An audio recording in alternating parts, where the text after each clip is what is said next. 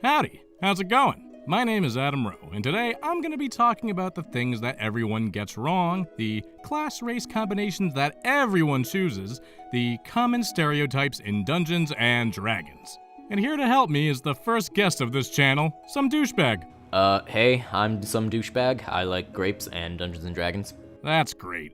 We're going to be going over the misconceptions that a lot of people connect to certain classes, like thinking that all rogues have sticky fingers, as well as talk about common stereotypes that you're really likely to see in your games of D&D, like the Elf Ranger, and the Elf Ranger, and the Elf Ranger, and the Elf... And if you want to check out Adam's actual channel, since he was a cool enough dude to do a collab with me, you can find a link to his own swag dungeon down below. But with that out of the way, let's begin. Stop me if you've heard this. Your party has a rogue. You know, those folk that are really good at sneaking, assassinating, and stealing everything. All the time.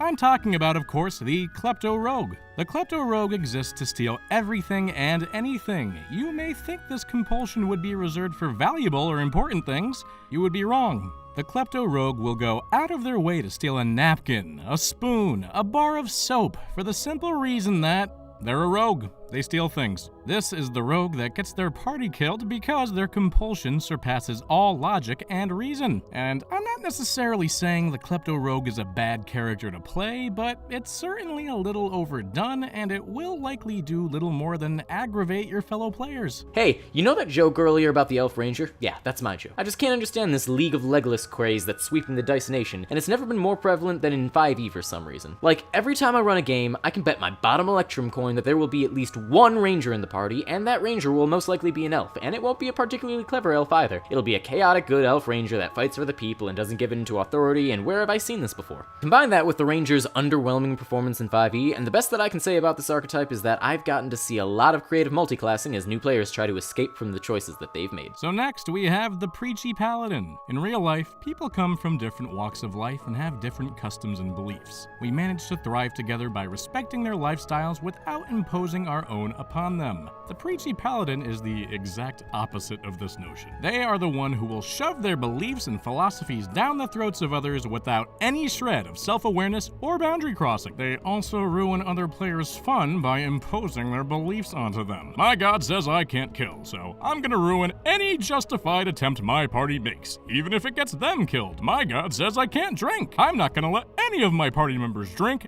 ever. My god says tolerate no weakness, so I judge pretty much everyone I come across as weak and try to harm or punish them. Acting like this will quickly make you the least likable member of your group. So instead of pushing your beliefs on others, focus on yourself. Hold yourself to the standards of your faith and make yourself the prime example. If you do that and conduct yourself well, you may attract players and NPCs to your cause. So everybody knows of my extreme fondness for bards and their amazing supportive capabilities, but what is less known is that my second favorite class is the cleric. And boy howdy do I love it when people start demanding that I spend my turns healing them instead of, I don't know, one-shotting the guy kicking their ass. Legit, I see players who, despite having no intention of spending every turn smashing cure wounds, ends up losing like half of their turns to one guy that just keeps running into the battle, getting dunked on, and then spamming, I need healing. I need healing. I need healing. I need healing.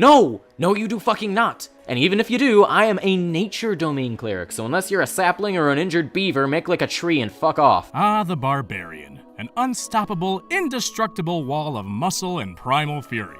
And according to most people, dumb as a rock. I don't think I know anyone who has played a barbarian without playing them as complete simpletons who are angered by any little thing and want to kill absolutely everyone. While it's true that barbarians are often tribal and not part of traditional educated society, that does not mean they have to be complete idiots. Having a 10 in any stat means you are perfectly average, so even having a 9 or an 8 doesn't make you a complete and utter moron. It just makes you a little below average intelligence. You can still be a functional person. A good way to buck this trend is to look at real-life warrior cultures. While maybe not scholars, they were far from dumb and often had rich traditions and innovative practices. So the next time you feel like you need to play your barbarian as well, a caveman, realize that you have way more room for creativity than you may think. Fun fact, R.A. Salvatore, the guy who created the legendary Drizzt Do'Urden, also happens to be the same guy who dropped a moon on Chewbacca in the Star Wars Expanded Universe. I just thought that was interesting. So, for those of you who don't know, Drow society is an incredibly strict and painful matriarchy that uses males as slaves, and every Drow is preconditioned from birth to want to stab, steal, and betray every living and non-living thing that they come across. Drizzt was written as the one Drow who both A, thought that his society was bonkers, and 2, didn't immediately die when he tried to escape it. When he first came out, he was really unique and interesting. Until he wasn't. Like a moth to the lamplight, floodgates for thousands of young and impressionable nerds copied his most popular character and created an army of good Drow who were all unique for being exactly like Drizzt, and were individually the most persecuted people that had to work to atone for their sins of being a Drow, and they are also badass and sometimes rangers, but I already talked about that. Suddenly, it was more common to see Drow that were rebelling against their society than there were actual normal dickbag Drow, and they were all the exact same clone of each other, and it made adventuring light. And that's not to say that it's impossible to make an interesting Drow adventurer, but goddamn, it was an afterthought compared to being the totally original character of Frizzit O'Durin. Luckily, with the advent of 5e, the stereotype has really wound down, largely due to the fact that sunlight sensitivity fucking sucks. So good job on Wizards of the Coast for accidentally nerfing one of the worst D&D traditions. But that'll about do it. I hope you enjoyed this video, leave a like and comment if you did, and maybe check out Adam Rowe's channel since he was cool enough to do a hashtag collab with me. I left a link to his channel down in the description below. But yeah, Davvy out.